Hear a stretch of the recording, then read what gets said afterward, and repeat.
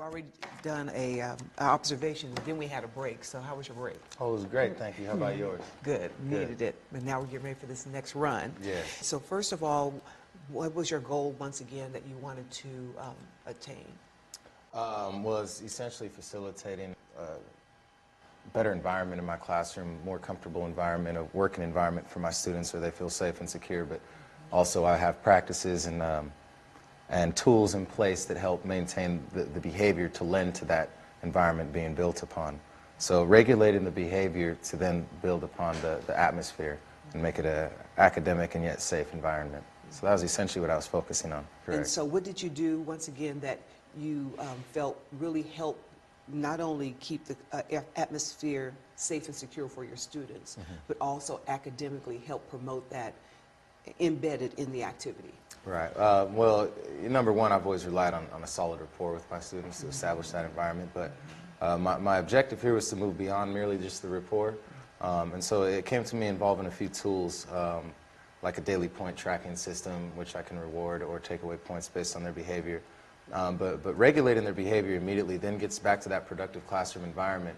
And then the lessons that I roll out afterwards, and which we'll look at later, will help. They really did help build upon the sense of cohesiveness and that family community unit within our room. And so as you looked at that observation, what was some evidence that helped you see that that instructional activity did help promote that social development and that cohesiveness and community in your class? So the activity itself, well, the way that did it was it engaged students in, first of all, encouraging them to give feedback on a topic that was very personal to them, so a text-to-self connection, sharing that, and then transitioning that into a spoken word piece then that they would later share. That was one of the lessons within this larger unit. When it came back to them sharing, of course I had to use some tools and strategies to make sure they were working and moving towards the right common goal. But once we achieved that and we started sharing, and it was a very captive audience and given a lot of heartfelt respect and attention to the presenter, it certainly built upon what we already had. So that activity really helped with that. And so as you look at this, with this activity, what can you do and what can you take away from that one activity that you can apply to either other classes or future assignments that you give? I think really facilitating a lesson in which the students find a voice that has weight and meaning and will be respected when shared with the rest of the classroom. So any opportunity I get, whether it's just the orientation or rolling out of a task, I'd like to make that connection to the student themselves and then allowing them to share. So the students unknowingly are already engaged in a lesson because they care about what one another are saying. Then eventually I can step back and show them the objective of that was to then transition to this next piece of the assignment. I've been using the kinesthetic and spoken word type activities to really serve as the introduction or orientation into the lessons. And how did you see this apply to your focus students? This, well, particularly my special population student, he thrived in this, in lessons and activities like this. He's very active, but loses attention or focus quickly when you just put a piece of paper in front of him or ask him to pay attention as I write notes or instruct, auditorily to the class. My EL student, I think it's helped quite a bit actually, because initially he was rather bashful, a little reluctant to share his work, and through the encouragement, through the building of this environment and atmosphere in the classroom, he finally came around to sharing quite a few pieces, and the last one he shared was rather deep, revealing that his mother had died when he was 6, and again, it built up some sympathy within the classroom and forged that solid relationship. And so as you look at this, what was some unexpected learning that you got out of that? Well, it was less academic than it was addressing the heart. It revealed a lot about the students and their experiences, and it really I guess bestows a sense of humility upon me. So I take that back into the classroom, and I have to be compassionate and sensitive at the same time when I'm constructing these lessons, but giving them that chance to share. It's kind of like a cathartic exercise for them where they get to relieve themselves of a lot of stress they've been carrying for a long time. Unexpected. I didn't expect to see that at all. You were talking about how you went to the heart and then getting ready to go to the head. And so let's look at the DOP and see, I call it the DOP, but it is called the Continuum of Teaching Practice. Okay. And so we want to see, based on how you scored yourself before in this standard 2.1, Right. which is promoting social development and responsibility within a caring community where each student is treated fairly and respectfully. Let's go through and see now where do you think you would score yourself, and then give me the evidence as to why.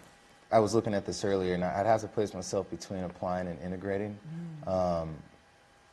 particularly because as the activity has been touching the heart, then moving to the academic lesson, and recently we've been talking about controversial issues. And in doing so, people hold different opinions about these topics, and it can lead to a healthy argument, but I've seen students take responsibility for regulating the conflicts or addressing it in an appropriate fashion. So I could definitely say I've moved towards integrating there. Also, as evidence to say, if you look at any current lesson plans that I'm writing, you'll see that the initial, like I said, the introduction or the orientation to it aspires to pull something from their heart before I transition to the head, the academic lesson. So they're the starting point. They're the starting point, Yes, exactly. and then and that integration is tying the starting point of the student being the starting point, and then moving it into new information. That's right. So even as we get to the end of the task, they still have a strong sense of ownership to that assignment because it started with them. And so as you look at this, what did you see as your strength that helped make this a success?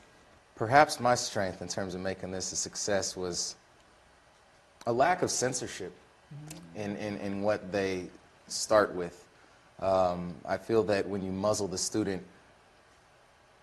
despite how tough it might be to hear what they're saying or uncomfortable, it just perpetuates that vicious cycle of them not feeling like they can express themselves and get it off their chest. So interestingly, I would have to say the lack of censorship and kind of the light filter in the classroom. So, I mean, we've had some pretty deep things addressed, all of which we were able to then pull controversial issues from and move forward with our assignment. And what were some of the challenges that you saw in creating this kind of lesson that is addressing this development of community? Challenges I saw, not everyone wanted to share something to get us started in the activity, but through a lot of coercion, I eventually got them to. But then also students not feeling as though they had something. I guess there was a misunderstanding that because one student is pouring their heart out and has endured so much in their life that the other student has to be in the same boat. And so there was a concern of equity there, not in the traditional sense, but on the other end of the spectrum. And so I feel like some of the students were reluctant to speak on their things because the degree to which they affected them versus other people. But as we continue this practice and moving through with each lesson, they're starting to share more and more. So that's becoming less and less of an issue.